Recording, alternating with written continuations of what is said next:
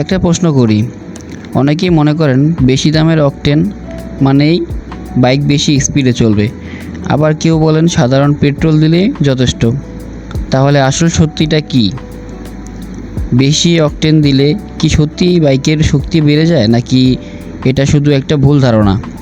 আজকে খুব সহজ ভাষায় বিষয়টা ক্লিয়ার করব। তো চলুন ভিডিওটা শুরু করা যাক। তাহলে আসসালামু আলাইকুম, কী অবস্থা সবার? আই হোপ সকলেই ভালো আছেন। তো চলুন মূল ভিডিওটা শুরু করা যাক। নাম্বার 1, অকটেন আসলে কি?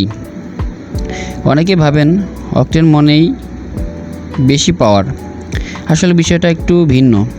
অকটেনের রেটিং মূলত জ্বালানি কতটা নাকি বা অস্বাভাবিক দহন প্রতিরোধ করতে পারে সেটা বোঝায়। তাই বেশি অকটেন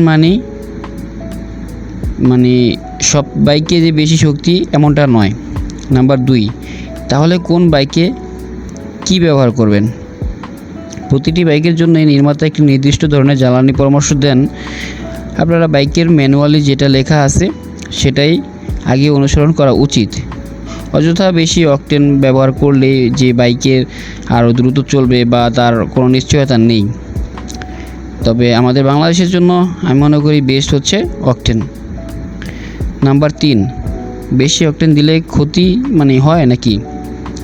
সাধারণভাবে যদি আপনার বাইক উচ্চ অকটেনের প্রয়োজন না করে, তাহলে শুধু বেশি অকটেন ব্যবহার করলেই অতিরিক্ত পারফরমেন্স পাওয়া যাবে এমনটা আশা করা ঠিক নয়।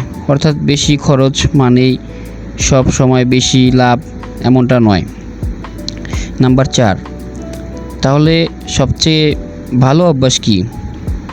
সবচেয়ে ভালো অভ্যাস হলো বিশ্বস্ত পেট্রোল পাম্প থেকে জ্বালানি নেওয়া, বাইকের ম্যানুয়াল নির্দেশনা মেনে চলা এবং সময়মতো সার্ভিস করা।